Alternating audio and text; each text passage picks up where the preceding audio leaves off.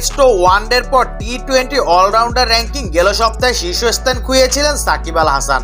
তবে সাম্রাজ্য পুনরুদ্ধারে বেশি সময় অপেক্ষা করতে হলো না টাইগার এই অলরাউন্ডারকে।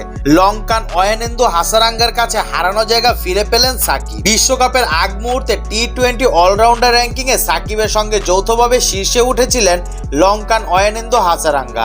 আর গত সপ্তাহে সাকিবকে পেছনে ফেলে এককভাবে টি-20 শীর্ষ অলরাউন্ডার হন তিনি। দক্ষিণ আফ্রিকার বিপক্ষে বিশ্বকাপে নিজেদের প্রথম ম্যাচে ব্যর্থতার পর 2-এ নেমে গেছেন হাসারাঙ্গা। আর কোনো ম্যাচ না খেলেই নিজের জায়গা বুঝে পেয়েছেন সাকিব। 223 রেটিং পয়েন্ট নিয়ে শীর্ষে আছেন সাকিব। মাত্র 1 পয়েন্ট কম অর্থাৎ 222 রেটিং পয়েন্ট নিয়ে 2-এ নেমে গেছেন অয়েনেন্দু হাসারাঙ্গা। 3-এ থাকা আফগান অলরাউন্ডার মোহাম্মদ নবীন নামের পাশে আছে 212 রেটিং পয়েন্ট। এছাড়া 210 রেটিং পয়েন্ট নিয়ে চতুর্থ স্থানে আছেন জিম্বাবুয়ের সিকান্দার রাজা।